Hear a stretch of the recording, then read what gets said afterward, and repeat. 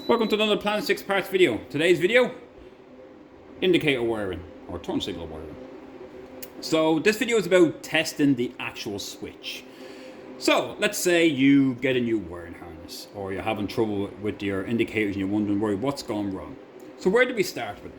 Let's say you want to start with the switch to make sure your actual switch is right, because worst case, if you have to change this, it takes the longest, it's the most awkward, and it's painstaking. So hopefully you don't have to do it. So let's bench test it. Now you could bench test it by using the power and running the power through and actually testing the signal left to right and see. However, me personally, I like to disconnect it and check it on its own with no power going through it, because again, it saves you having power run to the rest of the car in case something else is awry that's causing an issue. It's not solving it and you're sending a current or a power everywhere. So what you want to do is disconnect it completely.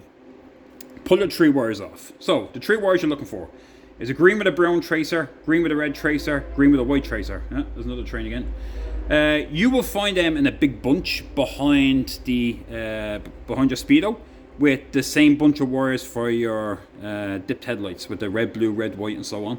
They'll be all bunched in there. So get your hand underneath, pull them out, and now you have your three wires. So how does it work? Well, simple. Your green brown with the green brown tracer is where the power comes in, depending which way, if you go left or right, depending on which one of these goes down. So if you want to go left, offside, on the left hand drive, it is a green red. If you want to go near side, passenger side, it's green white. So let's make sure the switch actually works.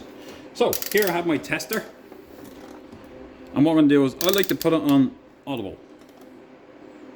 That was sitting there, because now when I get a connection, I get a sound and I get a nice little red light that shows up.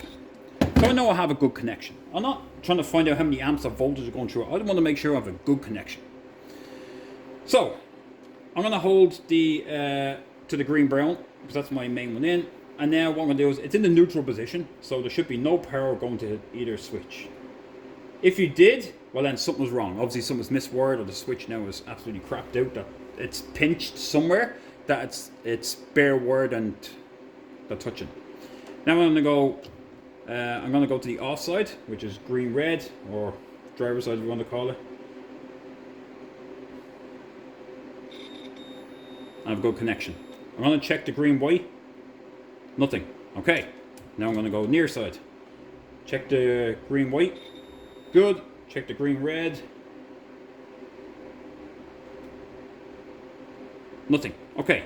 So now I know the switch works perfectly. So there you go. I bench test it. Works fine.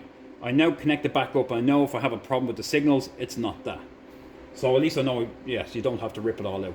Where to go to next is the power coming in.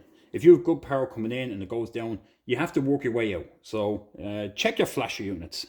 So the flasher units for the hazard, if the hazards are working fine, the hazard relay or the flasher unit is in the engine bay, and the turn signal one is actually down in the footwell. So if you're wondering on the colors, the hazard one should be a purple and light green and brown, I believe, in the engine bay. And then if you go to your passenger side, which is your turn signals, it should be a light green slate and a light green brown.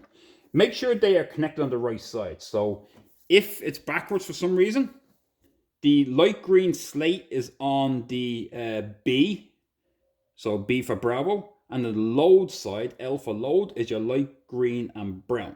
That's on your turn signal. On the hazard relay, you have light green and brown, I believe, that goes onto the load side, the L, and then purple, which is our main power coming in, is on the B. So B is where the power goes in, and the L is the load that goes out. Now, if you get a flasher unit and it's only a 2-prong, great. If you get a 3-prong, which is better, the last one be a ground. You create your own little ground strap, ground it down. You actually work 10 times better than just the actual 2-prong. So if you can get a 3-prong one, I recommend that. Anyway, we bench test this, we know it works, so that's fine. Like I said, if you work your way down, check the connections down at the lamps where you connect in, follow the power down. Now, let's say you did have a brand new wiring harness and you're getting it. The new wiring harnesses match up, so the three colors, green, brown, green, white, green, red, match up with the same colors in here. The one thing you will notice is that with these, you do get bullet connectors only where you have 2 into 1 or 1 to 2. Single ones, like all the rest of that single, you don't get any. So you're going to have to use an old bullet connector to actually connect it together. If you're doing that, I suggest clean it. Now I had the bullet connector here, and of course I dropped it. Now I can't see it. Great. Take your old bullet connector out of your sleeve. Take it out completely. It's a piece of metal, and actually clean it. Give it a scrub. I literally put it down here. Now I can't find it. You ever hate when that happens? You put a screw down, you don't move, and it disappears. I swear, it happens all the time. Like your spade connectors, if you disconnect anything, take the connections, give them a good clean. So clean the actual bullet connectors themselves. So whatever you want to get, like whether it's a little wire brush or a Dremel or anything. I have this unit. I got it from Canadian Tire. It comes with multiple of different metal heads, and this one actually does fit in the bullet connector pretty good. It actually goes in pretty good. Now this is not the bullet connector, this is the casing, but it does actually go in and gives it a good clean. So again, like I said, if you're taking the spade connectors off, do the exact same. Clean the male, clean the female, make sure you have a good connection. Because sometimes that's all the problem is, just a bad connection. Anyway, so that's it. I'm going to connect this back together, and I know this works fine, so if I do have any issues down the line, I'll check the lamps and everything myself. So any comments, questions, concerns, give me a shout if you need to know anything else. I'm going to do another video now on the high beam. It's going to be pretty much the exact same. So yeah, hopefully this was helpful for you if you're putting one in or if you're trying to problem solve. And thanks for watching.